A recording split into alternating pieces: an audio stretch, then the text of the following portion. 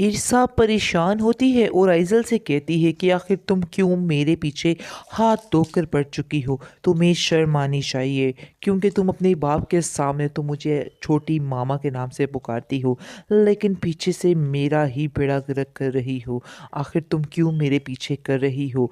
मैं जानती हूँ कि जो भी साजिशें हो रही हैं ये सब कुछ तुम ही कर रही हो, इसलिए बेहतर यही होगा कि तुम्हें मुझसे दूर होना होगा क्योंकि तुम मेरी ज़िंदगी में बहुत ज़्यादा ज़हर घोल रही हो। आगे से वो कहेगी कि मेरा मकसद ही यही है, जब तक तुम्हें इस घर से निकाल नहीं लूँगी मुझे सुकून नहीं मिलेगा।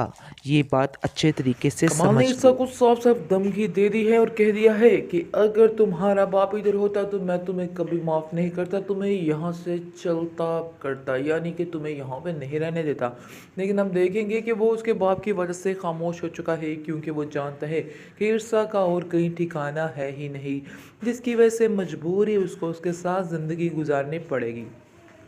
लेकिन जब उसको पता चल जाएगा कि वो जमशेद से मोहब्बत नहीं करती थी, फिर उसके दिल से सारे गिले शिकवे निकल जाएंगे। फ़िलहाल तो वो काफ़ी ज़्यादा डिप्रेस्ड है, उसको समझ नहीं आ रही है कि वो आखिर क्या करे। इसके बाद मज़ीद आप देखेंगे कि इस टेंशन की वजह से वो बार बार अब उससे ईर्षा से लड़ना शुरू कर देता है और ईर्षा को कहता है कि क्या आखिर तुमने ड्रामा पकड़ा हुआ है। ईर्षा भी अब इस बातों से तंग आ चुकी है, उसको भी समझ नहीं आ रही कि वो क्या करे। अब वो कहेगी कि मैं आपको बार बार यकीन नहीं दिला सकती हूँ, आप चाहे जो मर्जी कर लें। ईर्षा कमाल से कहेगी कि आप जैसा समझ रहे हैं वैसा कुछ भी नहीं है। अगर आपके दिल में कोई भी बदगुमानी या कोई भी परेशानी है तो आप मेरे बारे में निकाल दें। यानी मैंने कभी भी जमशेद को किस बुरी नज़र से नहीं देखा है।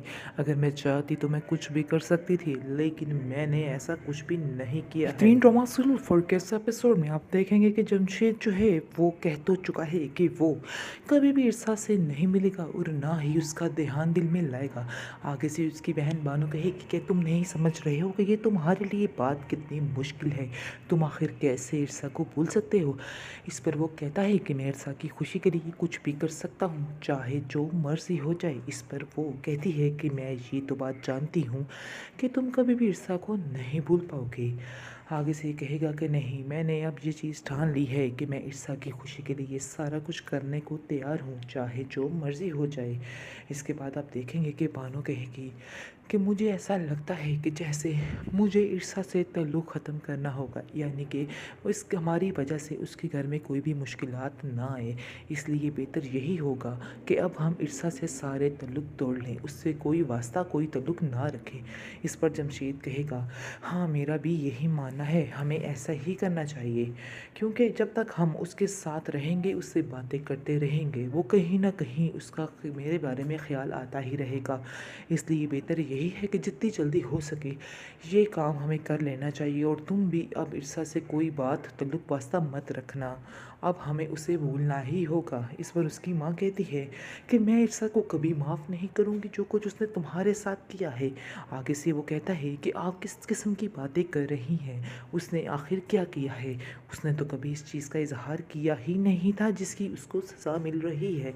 इसलिए बेहतर यही होगा कि आप लोग ईर्षा के बारे में जो कुछ सोच रहे हैं वो दिल से निकाल दें, ऐसी तो कोई बात नहीं है।